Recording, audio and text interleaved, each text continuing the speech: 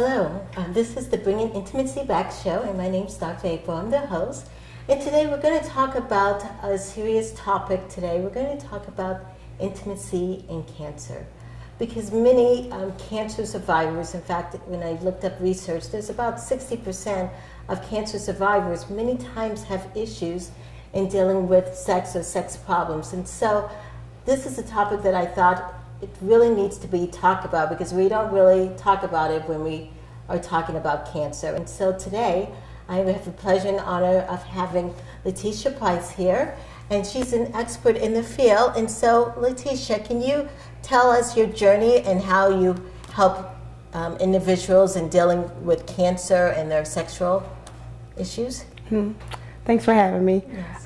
So I'm a physician assistant. I've been a physician assistant for about 11 years. I fell in love with the field of oncology while I was doing my clinical rotations, and I found a connection with cancer patients. I felt that I could relate to them, that I could talk freely. They felt more comfortable talking to me than the doctor. And so ever since then, I've been going through their journey with them, their cancer treatment, their survival, and one of the biggest things that comes up is intimacy. So for the last 10, 11 years, I've been working with men and women cancer survivors and thrivers, working through that issue. Okay, yes, and I know from your background that you've even had some personal experiences with cancer. Right. My cousin was diagnosed with cancer at the age of 30, breast cancer. Okay. And ever since then, I was 25 at the time, so I'd been having mammograms to make sure that I wasn't at risk. My mother is a breast cancer survivor. My father is a prostate cancer survivor. And 2 years ago, we lost my aunt to stage 4 breast cancer. Right. So it's really prevalent in my family. Yeah, so it's really a passion for you. It's a touch. It is. Yeah, yes. Yeah. And you also help out in the community with it too. I do. So not only do I work, I kind of live, breathe, and do everything toward cancer treatment, cancer prevention. I go out in the community and I talk about things that people can do to know their risk, what tests they need to do. I'm a pharmaceutical speaker, so I help teach nurses about some of the new cancer drugs that are out and side effects that they need to look for. Also for sorority organizations, fraternal organizations. So whenever I can, I go out and I talk about cancer awareness and prevention. Okay, awesome. And I see that you have a slogan that says, "Cancer is a word, not a sentence." What exactly does that mean? I wish I was that smart to think of it myself, but I heard it and it just kind of stuck with me. So cancer is a word, it's not a sentence. It's not a death sentence. Exactly. Some people think that, once they have that diagnosis, that's it for them. But now with all the new innovations and new treatments we have with cancer, most people are living with it like it's a chronic disease. So that word cancer does not define a person, doesn't define their journey. Along with them having cancer, they may be a mother, a father, a brother, sister. So it's just a word. Okay, it's just a word. Thank you. Yes. Well, when we come back, we're going to take a short break. We're going to talk more about intimacy and how it affects with cancer.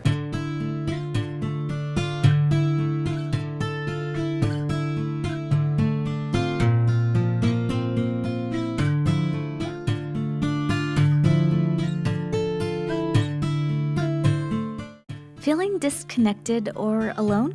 Trouble communicating or feeling understood? And do you want meaningful and purposeful relationships? And the desire to strengthen the bond in your relationships? Yes, then we have to intimately connect.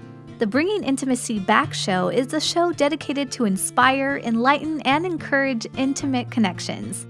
The show provides an engaging atmosphere to discuss and demonstrate ways to enhance intimacy in one's personal relationships with significant others, families, friends, higher power, and oneself. The show will discuss intimate connections in many different forms, such as sex, communication, emotional, physical, health, and spiritual.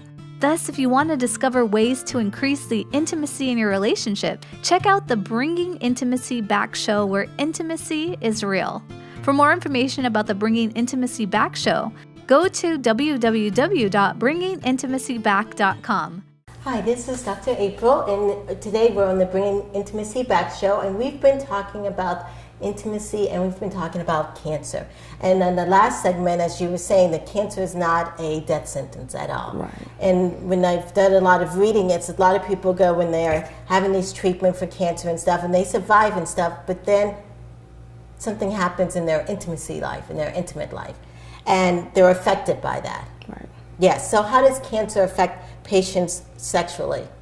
So cancer can affect patients sexually. First of all, with the diagnosis of a cancer, there's an amount of anxiety and depression around that diagnosis. You don't know if you're going to live, if you're going to die, how will life be for you? So that's the first part. The second part, any treatment for cancer can involve chemotherapy, it can involve radiation and surgery, and all of those things can impact a person. So depending on what type of cancer it is, it can affect their libido, their want to have cancer. Maybe physically they can't because of pain or because of some of the limitations of their cancer. So starting from that diagnosis, there is a train of things that come after.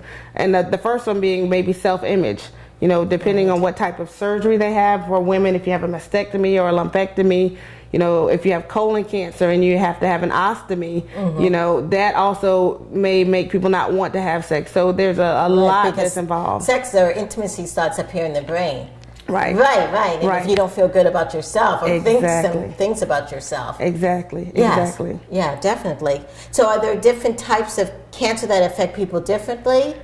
Yes, there are. So there are different types of cancer. The most prevalent ones are prostate cancer, breast cancer, colon cancer, and lung. But there are cancers called like multiple myeloma, which affects the bones, and people are in a lot of pain. So that can affect them that way. There's lymphomas or leukemias where you have severe fatigue. So if you're really fatigued, you may not want to engage in intimacy or sex act or anything like that. So different types of cancer can affect you different ways, and especially breast and prostate cancer. There's that diminishing of the estrogen and the testosterone, the hormones that we need to give us, you know, our vigor. And when you're diminishing that, of course, you don't want to engage in that. Right, definitely. And then with treatment. Yeah. Yes. I know treatment's a big issue because it can so go a lot of different ways. With treatment, so even with radiation, if you're having radiation, that can cause burns, it can cause densing of the tissue, making your tissue not as elastic. So, you know, your breast may be harder, you know, not pliable. You may not have any, you may not feel aroused by that. There's also chemotherapy that can affect your blood counts, make you anemic, really fatigued. Also can affect your white blood counts, putting you at risk of infection. So engaging in the act may not be the right time during some parts of your treatment. So treatment does really affect you. Yeah, and I was just thinking as I'm listening to this and all the different types of treatment, and if someone's with cancer and they're thinking, oh, I got all these kind of treatments, and should they ask their doctor or their nurse, how does this affect me sexually, or is that like a taboo question that they shouldn't even? Right, they should ask, and that's one of the things that clinicians, you know, it's on our part too to start to talk to the patient and engage in that. Usually it doesn't come up, and a lot of times it doesn't come up with the physician. As I said, I'm a physician assistant. Sometimes I get that smile when I come to them, like, thank God it's you. I have a problem.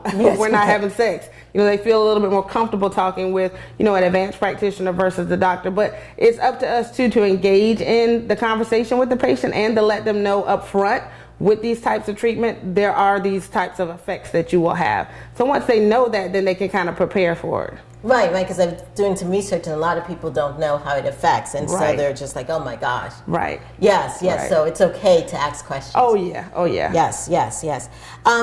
There's a saying that if you don't use it, you will lose it. Right. Is that true? That's true. So I tell most of my women, so I deal a lot with breast cancer patients. So if your cancer is responding to estrogen, that means we need to block estrogen, because if you have any estrogen around, you know, in your body, that can increase your risk of cancer coming back. So by blocking that estrogen, you're affecting their libido, their want to have cancer. It also affects the moisture that's in your vagina, okay? So just like any muscle, the vagina is a muscle. Right. If you don't use it, it's not going to be pliable. It's not going to be able to do the things that you could do before. So think about if you're running a race, you used to be an avid runner, you stop running. Now when you go to run a race all of a sudden after not running for years, it's going to be a problem. You're not going to be able to perform. So if you don't use it, you have vaginal atrophy, which is thinning of the thinning of the vagina, dryness, itchy. It could be painful to have intercourse. So the more you use the vagina, the more that blood flows into that area, the more that it's lubricated, the better chance you have that you won't have atrophy. So I give my patients a prescription, say you need to have sex at least at least 3 to 4 times a month. So that's not too bad. Right. So at least once a week. Right, definitely. To keep things going. Yes, and does it affect on the male side the same way? So the male side, so no, unfortunately for the women. So they don't use it, they won't lose it, they have no problem at all. It mainly affects my women. But usually the partners are happy that I said they need to have sex. You know, they have that prescription, they know to ask for it at least once a week. Yes, definitely. Are there any myths about cancer and treatment? Yeah, some people think that you can't have sex while you're going through chemotherapy. Yes. So I had a couple, and he was on treatment for the man was a patient. He was on treatment for a good at least 6 months. When I got to the last treatment, you know, we told him congratulations. He's like, good. When can I have sex with my wife? And I was like, wait a minute. I never told you that you couldn't. You just have to take precautions. One is if your white blood count is low, you're at risk of infection. So that's a time when you wouldn't want to have sex. Also, you want to do barriers. So with oral sex, anal or vaginal sex, you want to make sure that you're using protection, because being exposed to those fluids can also expose your partner to the chemotherapy.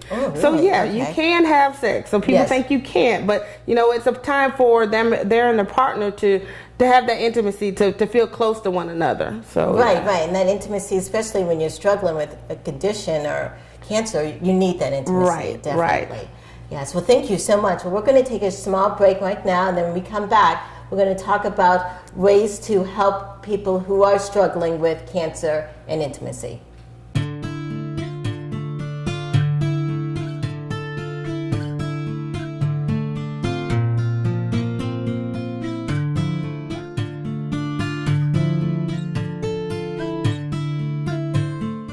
Feeling disconnected or alone? Trouble communicating or feeling understood? And do you want meaningful and purposeful relationships? And the desire to strengthen the bond in your relationships? Yes, then we have to intimately connect. The Bringing Intimacy Back show is a show dedicated to inspire, enlighten, and encourage intimate connections. The show provides an engaging atmosphere to discuss and demonstrate ways to enhance intimacy in one's personal relationships with significant others, families, friends, higher power, and oneself. The show will discuss intimate connections in many different forms, such as sex, communication, emotional, physical, health, and spiritual. Thus, if you want to discover ways to increase the intimacy in your relationship, check out the Bringing Intimacy Back show, where intimacy is real. For more information about the Bringing Intimacy Back show, go to www.bringingintimacyback.com. Okay. Hi, my name is Dr. April, and I'm here today with Letitia Price, and we're talking today on bringing intimacy back and dealing with cancer and intimacy. And so one of the things I'm hearing, and as the couples are out there and people are listening and they're listening to all their stuff, and they're saying, well, you know, I'm struggling with cancer, or maybe I'm in the aftermath of cancer, and as a couple, we're not intimate. What are some ways that you would suggest in helping increase intimacy with people who are struggling with cancer? The first thing I would say is, one, talk to their clinician. Know what things that they should expect, you know, and then know what things they have out there to help them. The second thing is to talk with their partner. So they need to first have the discussion of what's different. Right. So this is the new normal. So after the diagnosis of cancer, there's a new normal. For women who've had mastectomies or lumpectomies, maybe now they don't have any nipple sensation. Right. So whereas their sex act may have included nipple stimulation, that's now not working for the woman. So it's important for the male and the couple to actually talk about that. Right. You know, and if you're the partner, I'm just thinking in the sense of the communication, if you're the partner, do you try to wait to and you're not the one suffering with the cancer, do you try to wait to the person with the cancer talk about it, or how does this help? No, I've seen a lot of issues with relationships with that, because the partner feels that they don't want to say anything. Right. They've already got enough pressure on them. Right. Yeah, why should I bring this up? Right, and then their needs aren't met. Right. You know, More sometimes that leads to, you know, infidelity. It leads to, you know, them like not talking to the patient. So they need to talk about it. Either one of them need to bring it up. I tell a lot of patients, bring your spouse, your significant other, bring them to the visits. So as I'm telling you what to expect, that you'll have vaginal dryness. So for men, you may have erectile dysfunction, so that your partner hears that and they can expect it. Because if they don't come to the visits, to them, it seems like you're normal. You just go for your hour to, Right. you see your doctor, you come back, and nothing has changed. But they need to know that things have changed. And since they know what to expect, that may make it easier to have that dialogue. Yeah, definitely. Yeah. So communicating with your doctor or your clinician, communicating with your partner. Yes. What other tips? Also, to have sex. Yes. And be intimate. Yes. So in intimacy, I know it can involve just touching, talking, caressing, finding what level of intimacy is good for you, thinking of different positions, and if there's self-image, if there's issues like that, to also, to dress up, Right. to do something to make you feel good. And the biggest thing too for each patient is learning their self. Right. So masturbation, Right. that helps a lot. So knowing what now turns you on. So that way you can express that to your partner. I know if you do this, then that'll make me feel good. Right, So that's a definitely. big thing too. Yes, and I was just thinking as you're saying about dressing up and even different positions, especially you were saying that some cancers you have pain. Right. Right. So if you learn and you experiment about different position, there may be a position where you don't experience that pain. Right. Right. And that too also is talking to your clinician too. They can help you. So just missionary may not be the thing. Right. So if there's pain involved, then there may be side by side. There may be one person on top. So it's to also your physician can help, tell you what position should be better for you and that shouldn't elicit pain. Definitely, yes. And then like you also said, also the self-images. Right. It's critical, yes. Right. Yes, definitely. Are there any other tips that you would like, final tip? Any final tips? Okay, yes. All right, well, I think one of the main ones that you've mentioned, of course, is that connection. Right.